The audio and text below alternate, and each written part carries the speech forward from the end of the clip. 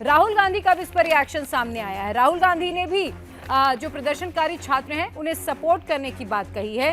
राहुल गांधी ने कल देर रात अनशन पर बैठे छात्र नेता रविंद्र पासवान से फोन पर बात की, आंदोलन को समर्थन देने की बात कही और इससे पहले राहुल गांधी ने एक वीडियो संदेश भी जारी किया और जिसमें उन्होंने छात्रों को सपोर्ट करने की अपील की और कहा कि देश में जो स्टूडेंट प्रोटेस्ट हो रहे हैं वो एजुकेशन सिस्टम के खिलाफ है। हमारा एजुकेशन सिस्टम खत्म हो गया है।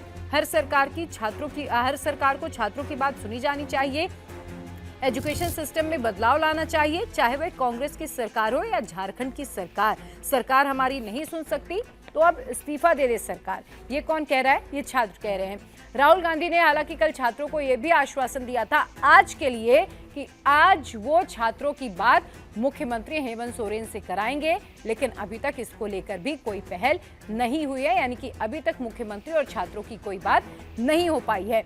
हालांकि छात्रों की डिमांड में कहीं भी इस्तीफे की डिमांड नहीं है, लेकिन जब पिछले 14 दिनों से और पिछले 3 दिनों से जिस तरीके से बातचीत का माहौल बनाया जा रहा है, अब छात्र कह रहे हैं कि भैया अगर आपको हमारी बातें नहीं सुननी है तो फिर आप एक काम कर रही है, आप इस्तीफा दे दीजिए, क्योंकि जो शिक्षा मंत्रालय का प्रभार है वो मुख्यमंत्री ही संभाल रहे हैं। प्रदर्शनकारी छात्र कह रहे हैं कि सरकार हमारे हालातों को समझना ही नहीं चाह रही है। अब छात्रों की प्रमुख मांगे मैं फिर से दोहराती हूँ क्या है।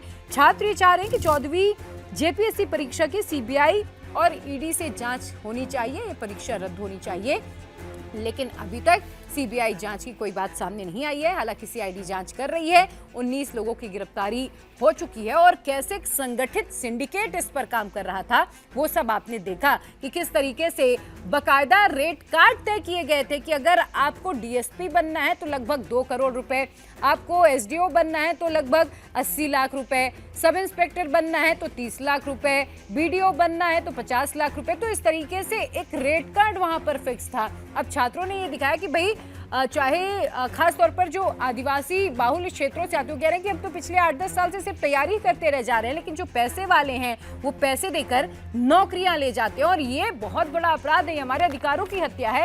ये छात्र वहां आरोप लगा रहे हैं। हालांकि कांग्रेस ने इस पूरे मामले को लेकर भी सुझाव दिया है, वो सुझाव आगे मैं आपको बताऊंगी, लेकिन जिस तरीके से अभी तक जो स्थिति परिस्थिति बनी हुई है ये देखकर जरूर लग रहा है कि आंदोलन अब लंबा खिंच सकता है। कांग्रेस ने सीएम को 7 सुझाव दिए, वो सुझाव आपको बताती हूँ।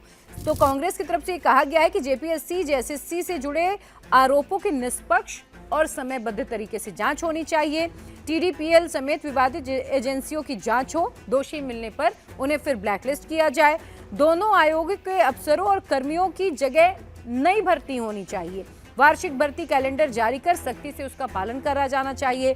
भर्ती परीक्षा कानून 2023 का सख्ती से पालन हो। आरक्षण, बैकलॉग, लंबित भर्ती पर समयबद्ध फैसला हो। छात्र संगठनों के साथ सर्वदलीय बैठक में समाधान निकाला जाना चाहिए। ये कांग्रेस की तरफ से सुझाव दिए गए हैं। वही मैं आपको बता दूं कि बीजेपी सांसद निशिकांत दुबे ने कहा है कि मैं छात्रों से बात करूंगा, वो चाहेंगे तो मैं उनके लिए अनशन भी करूंगा और मैं जाकर उन्हें समर्थन भी दूंगा। हालांकि इससे पहले आपको बता दूं कि जो बीजेपी के तमाम विधायक हैं वो बाबूलाल मरांडी की अध्यक्षता में गए थे, छात्रों को अपना समर्थन भी दिया, लेकिन फिलहाल अभी तक कोई हल निकलता नहीं आ रहा है। सरकार कह रही है कि वो सीआईडी से जांच करा रही है और गिरफ्तारियां भी लगातार हो रही हैं, लेकिन सवाल ये है कि अगर छात्र ये चाह रहे हैं कि सीबीआई जांच हो तो फिर आखिर सरकार बचने की कोशिश क्यों कर रही है? अगर मुख्यमंत्री ये कह रहे हैं कि हमने छात्रों को उचित प्लेटफॉर्म दिया है, वो अपनी बात रखें, तो समझ नहीं आ रहा कि वो प्लेटफॉर्म कहाँ है, कैसा है, आखिर बातचीत कहाँ पर अटकी हुई है, बात क्यों नहीं हो पा रही है। तीसरा सवाल ये है कि मुख्यमंत्री कह रहे हैं कि हम छात्रों की सभी मांगों को मानेंगे, तो छात्रों की प्रमुख मांगों में से पहली मांग तो यही सबसे प्रमुख है कि सीबीआई और ईडी इस पूरे मामले की जांच करे। हालांकि सरकार की तरफ से जो उनके प्रवक्ता हैं वो ये कहते हैं कि हमें तो सीबीआई पे भरोसा नहीं है, छात्र कह रहे हैं हमें सीआईडी पे भरोसा नहीं है। तो कुल मिलाकर यहाँ पर भी जो विवाद की स्थिति है वो बनी हुई है। अब छात्र आंदोलन पर किसने क्या कहा वो भी आपको बता दूं। भाजपा की तरफ से कहा गया कि कांग्रेस जिसने जंतर मंतर पर आकर तमाशा किया, झारखंड में छात्रों की स्थिति बहुत खराब है, वहां कोई क्यों नहीं पहुंच रहा है, राहुल गांधी वहां क्यों नहीं जाते। लेकिन जब बच्चों को उकसाने की बात आती है तो राहुल गांधी सबसे पहले देश के लिए खतरा बनकर निकलते हैं।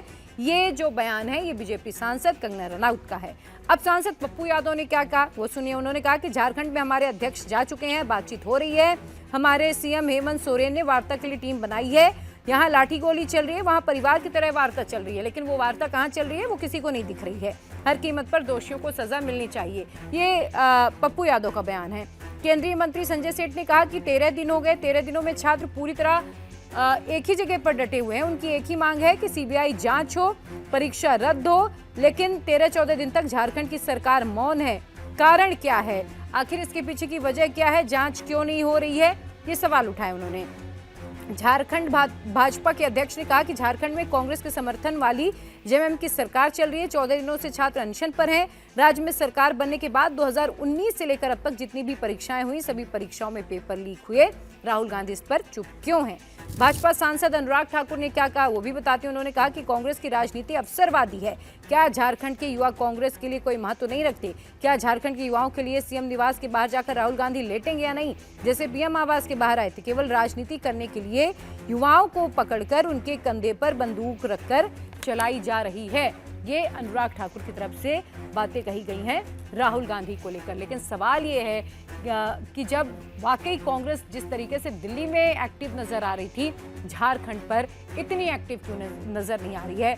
सवाल सीजेपी से भी है, कॉकरोच जनता पार्टी से भी है कि जिस तरीके से दिल्ली में आपने आंदोलन किया, इकट्ठे हुए देश भर से छात्रों को इकट्ठा किया, आप झारखंड के छात्रों का दर्द क्यों नहीं समझना चाह रहे हैं? क्या सिर्फ वीडियो कॉल पर बात करने से बात बन जाएगी? तो ये तमाम सवाल इन लोगों से भी बने हुए हैं, लेकिन सबसे अहम सवाल इस वक्त मुख्यमंत्री के सामने है।